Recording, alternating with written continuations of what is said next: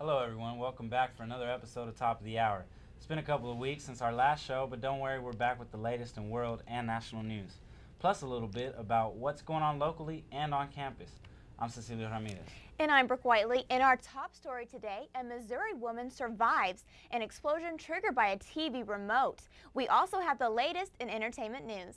Plus Jacob Russell will be stopping by the studio to tell us how you can win over $300 just by eating pizza. Top of the Hour is next on CUTV.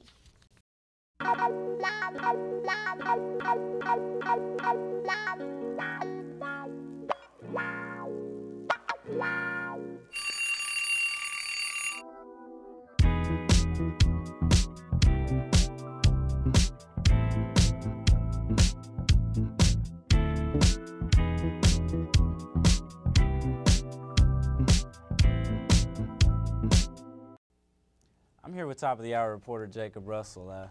Jake, the big news is now on campus that you're a competitive eating champion now. Well, I wouldn't say champion. I tried my hand, and let's see, money can be pretty enticing, we'll put it that way. $300 hanging over your head can make you try anything. Yeah, it definitely did sound good. So how big was this pizza exactly? Well, it's 28 inches around, which they have a table set up that you do it on, and it takes up the entire table. It's 2 toppings of your choice, any 2 toppings that you want. And it's ridiculous. We got double pepperoni, so it's half an inch of pepperoni, half an inch of cheese, and then the crust. It was pretty unbearable. Yeah, and where is this at that you can do this? So Pizza Emergency is located on North Fort Sill Boulevard, right before you get to the Fort Sill Key Gate. It's right on the left, and the challenge is open anytime. You call a day in advance to set it up, and they're ready when you are. So all you got to do is call and come. How much do you pay to do it? It's $45-ish with tax. That's 40 plus some tax, so it's like $45. If you do happen to eat it all, it comes out of the cost of the pizza, so you win $310 for your pocket. And so you didn't come through and eat the whole pizza, huh? We'll let you be the judge. We'll figure that out. Okay, and you could have more than one person on a pizza. 2 is that people. right? It's 2 people. Okay. Yeah, it's something different to do. You run out of things to do in Lawton. Why not try your hand at competitive eating? So you gonna try it again, or you I don't know. putting the jersey up? I don't know. 30 minutes left and 20 pieces of pizza still on the table. It's a little demoralizing. So we'll see if I can build up some confidence and go back for more. Well, it sounds exciting. I'm gonna have to give it a try too. Now we'll go back to Brooke with our top story. This year's Cameron Centennial Year. Part of the celebration is having notable speakers come to campus. Top of the Hour reporter Kyle Luters was at the latest Centennial events. Cameron University had a tie to World War II history for one night as David Bradley, author of the New York Times bestseller Flags of Our Fathers, was on hand to make an appearance. Students, faculty, and members of the community filled the Cameron Theater on the night of October 21st at 7:30 p.m. Bradley's presentation was part of Cameron's centennial celebration. Bradley talked about doing the impossible. He noted that many thought taking the Iwo Jima Island was impossible, but was done. Following the presentation, a reception in the lobby of the theater was held. Fans of the author lined up with books in hand as Bradley signed autographs. For those who did not have a copy, vendors were on site with both of his books for sale. Dean of Student Services Jennifer Holland describes what she thought of the presentation. All I can say is, wow, it was exciting to listen to. He made you feel like you understood what was going on. I'm not a history buff. I don't know a lot about what happened, and it was interesting to hear it from a personal perspective.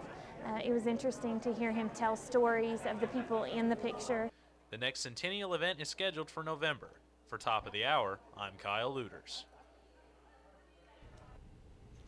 Authorities in southwest Missouri say a TV remote control probably triggered an explosion that destroyed a Christian County home. The only person in the home was 66-year-old Cindy Curry. She was blown outside but had only minor injuries. Firefighters say it's amazing she survived at all. Neighbors say they heard a huge boom when the blast occurred around 6:45 a.m. last Tuesday. Curry's husband Jerry says he smelled propane gas in the 10-year-old house a day before. The smell was gone the day of the explosion. Cindy Curry turned on the TV, and Billings Fire Chief Henry Boss says it appears the remote control ignited propane still in the house. The couple lost 2 of their dogs and a bird in the explosion. A huge explosion at an illegal fireworks factory killed 18 in western India, including 10 children. 17 people were injured. The workshop was set up in a home in the town of Dieg and exploded before dawn. 2 neighboring homes were also brought down in the incident. Thousands of firework factories show up every year in India for the celebration of Diwali, also known as the Hindu Festival of Lights.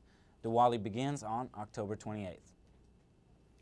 A 13-year-old girl died while trying to save a kitten from an oncoming car in North Florida. 6th grader Melissa Tyndall was at a bus stop near Panama City when she saw the kitten.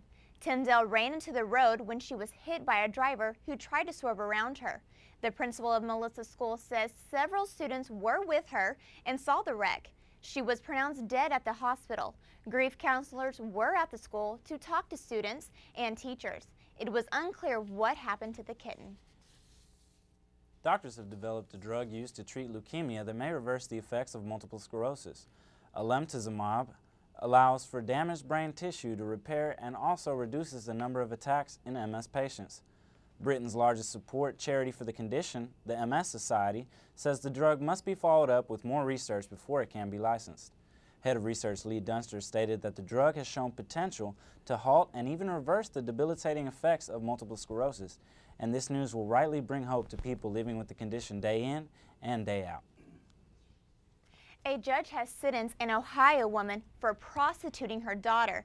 Rachel White will serve 18 months in prison after sheriff's deputies say they found the 39-year-old and a man prostituting the girl at a Dayton area hotel last April. Judge A.J. Wagner gave White the maximum penalty on her guilty plea to a felony charge of attempting to compel prostitution by a minor. The judge listed her as a sex offender. The man, Michael Melvin, was sentenced to a year in prison. The popular video game World of Warcraft may be coming to a theater near you. With Max Payne debuting at the top of the box office, Hollywood is looking for the next big video game movie. Spider-Man director Sam Raimi commented on the idea of making the multiplayer game a box office hit. Raimi says World of Warcraft has adventurous characters and fantastic landscapes to make a brilliant movie, if you had the right writers and directors. The Hollywood director has yet to announce any plans to make a World of Warcraft movie, but with 2 more Spider-Man films on the way, those chances are slim to none. Now moving on to our entertainment segment, our only entertainment story today.